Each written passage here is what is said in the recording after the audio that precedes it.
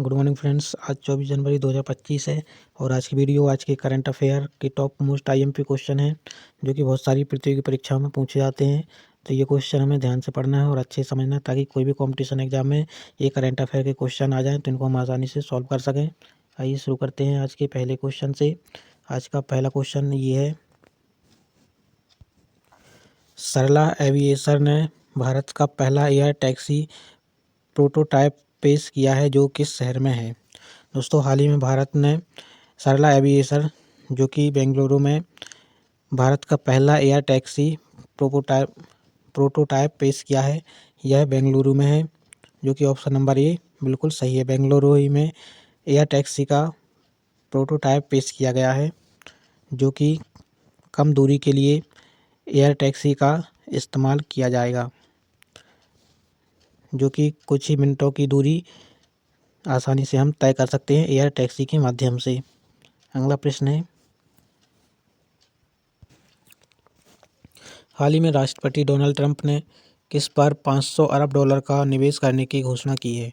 दोस्तों, हाल ही में राष्ट्रपति डोनाल्ड ट्रंप जो ही हाल ही में शपथ ग्रहण किया है, इन्होंने राष्ट्रपति बनते ही घोषणा की है कि एआई पर, जो कि आर्टिफिशियल इंटेलिजेंस कहलाता है, इस पर एक नई कंपनी पर इन्होंने 500 अरब डॉलर का निवेश करने की घोषणा की है, जो कि ऑप्शन नंबर ए बिल्कुल सही है। एआई पर ही 500 अरब डॉलर की निवेश करने की घोषणा की है। अगला प्रश्न है, केंद्र सरकार ने 2025-26 विपणन सत्र के लिए कच्चे जूट का न्यूनतम समर्थन मूल्य, जिसको हम एमएसपी कहते हैं, 315 रुपये से बढ़ाकर प्रति क्विंटल कर दिया है। तो इसका एमएसपी पहले 315 रुपये है, इसको बढ़ाकर कितना कर दिया है। चार ऑप्शन दिए हैं। पहला ऑप्शन 5,650 रुपये, दूसरा है 6,650 रुपये, तीसरा है 7,650 रुपये और चौथा है 8,650 रुपये। तो हाल ही में केंद्र सरकार ने 25-26 के विपणन सत्र के लिए कच्चे जूट का न्यूनतम समर्थन मूल्य को बढ़ाकर कितने रुपये कर दिया है। तो इसका सही उत्तर है ऑप्शन नंबर ए, 5,650 रुपये प्रति क्विंटल कर दिया गया है, जो कि ऑप्शन नंबर ए बिल्कुल सही है। अगला प्रश्न है, सीमा सुरक्षा बल, जिसको बीएसएफ कहते हैं इंग्लिश में शॉर्ट में, बीएसएफ के अतिरिक्त महानिदेशक एडीजी के रूप में किसे नियुक्त किया गया है। दोस्तों, हाल ही में भारत के बीएसएफ के नए अतिरिक्त महानिदेशक एडीजी के रूप में नियुक्त किए गए हैं। तो वह शख्स कौन है। पहला ऑप्शन है महेश कुमार अग्रवाल, दूसरा है अरविंद्र कुमार, तीसरा है विजय सिंह सिसोदिया, चौथे है मनोज सिंह राजपूत। तो इन चार ऑप्शन में से किसे हाल ही में बीएसएफ के अतिरिक्त महानिदेशक के रूप में नियुक्त किया गया है।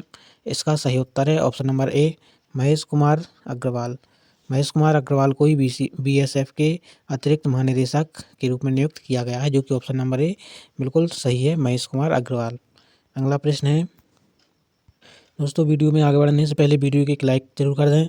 आपके लिए डेली करंट अफेयर के question, top most IMP question लेके आते हैं जो बहुत सारी प्रतियोगी परीक्षा में पूछे जाते हैं। तो इनकी तैयारी के लिए वीडियो को एक बार लाइक ज़रूर कर दें और अपने फ्रेंड्स को शेयर जरूर करें और डेली अपडेट पाने के लिए वीडियो को सब्सक्राइब जरूर कर लें। हाल ही में कहाँ पर 17वीं शताब्दी की दुर्लभ उमा महेश्वरी की मूर्ति मिली है। दोस्तों, हाल ही में 17वीं शताब्दी की एक दुर्लभ उमा महेश्वरी की मूर्ति मिली है, जो कि शंकर जी और पार्वती जी की मूर्ति है, जो कि 17वीं शताब्दी की बताई जा रही है। और इस मूर्ति में शंकर जी और पार्वती जी विराजमान हैं, जो कि पार्वती या उमा जो कि शिव जी की गोद में बैठी हैं, बाएं गोद में बैठी हैं। यह एक दुर्लभ मूर्ति प्राप्त हुई है और बहुत प्राचीन है। 17वीं शताब्दी की यह कहाँ पर प्राप्त हुई है। तो इसका सही ऑप्शन क्या होगा। पहला ऑप्शन है कर्नाटक, दूसरा है गुजरात, तीसरा है उत्तराखंड, चौथा है हरियाणा। तो इन चार ऑप्शन में से पहला ऑप्शन है ऑप्शन नंबर ए कर्नाटक। कर्नाटक में ये मूर्ति प्राप्त हुई है, जो कि ऑप्शन नंबर ए बिल्कुल सही है। अगला प्रश्न है, हाल ही में किसको सुभाष चंद्र बोस आपदा प्रबंधन पुरस्कार 2025 के लिए श्रेणी में चुना गया है। दोस्तों, हाल ही में किस संस्था या संगठन या कार्य करने वाले संगठन के लिए सुभाष चंद्र बोस आपदा प्रबंधन पुरस्कार 2025 की श्रेणी के लिए चुना गया है। तो इसमें चार ऑप्शन दिए हैं। पहला ऑप्शन है भारतीय राष्ट्रीय महासागर सेवा केंद्र, दूसरा है भारतीय सुनामी प्रारंभिक चेतावनी केंद्र, और तीसरा है SARAT साराट, और चौथा है कोई नहीं। तो इन चार ऑप्शन में से किसको सुभाष चंद्र बोस 2025 आपदा प्रबंधन पुरस्कार मिला है? तो इसका सही उत्तर है ऑप्शन नंबर ए, भारतीय राष्ट्रीय महासागर सेवा केंद्र, जो कि आपदा प्रबंधन पुरस्कार 2025 से नियुक्त किया गया है। सुभाष चंद्र बोस आपदा प्रबंधन पुरस्कार 2025, जो कि ऑप्शन नंबर ए बिल्कुल सही है। अगला प्रश्न है, हाल ही में अयोध्या में रामलला की प्राण प्रतिष्ठा की कौन सी वर्षगांठ मनाई गई है? दोस्तों 22 जनवरी 2023 को 22 जनवरी 2024 को अयोध्या में रामलला की प्राण प्रतिष्ठा रखी गई थी, जो कि 1 साल पूरा हो गया है। तो इसकी प्राण प्रतिष्ठा की पहली वर्षगांठ, जो कि ऑप्शन नंबर ए दिया है, पहली वर्षगांठ मनाई गई है। हाल ही में अयोध्या में रामलला की प्राण प्रतिष्ठा के लिए पहली वर्षगांठ मनाई गई है, जो कि ऑप्शन नंबर ए बिल्कुल सही है। अगला प्रश्न है,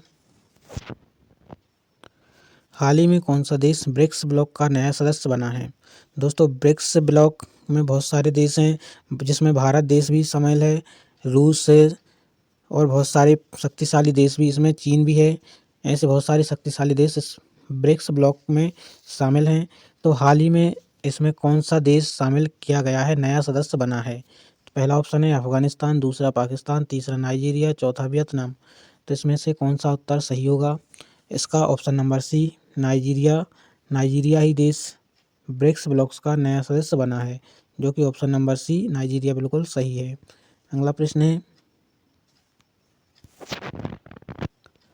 हाल ही में भारत के किस राज्य ने पहला ओलंपिक अनुसंधान सम्मेलन आयोजित किया है? दोस्तों हाल ही में भारत के राज्य में पहला ओलंपिक अनुसंधान सम्मेलन आयोजित किया है। तो कौन सा राज्य वह है जो कि ओलंपिक अनुसंधान सम्मेलन आयोजित किया है? पहला ऑप्शन है उत्तराखंड, दूसरा है गुजरात, तीसरा केरल, चौथा कर्नाटक। तो इन चार ऑप्शन में से किस राज्य ने पहला ओलंपिक अनुसंधान सम्मेलन आयोजित किया है? इसका सही उत्तर है ऑप्शन नंबर बी, गुजरात, जो कि बिल्कुल सही है। अगला प्रश्न है,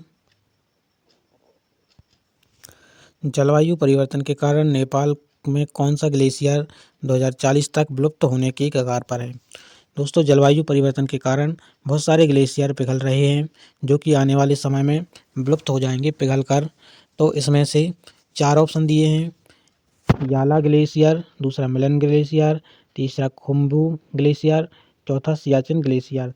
तो इन चार ऑप्शन में से, चार ग्लेशियर में से नेपाल का कौन सा ग्लेशियर होगा जो कि 2040 में पूरी तरह से विलुप्त होने की कगार पर है, जो कि जलवायु परिवर्तन इसका मुख्य कारण होगा?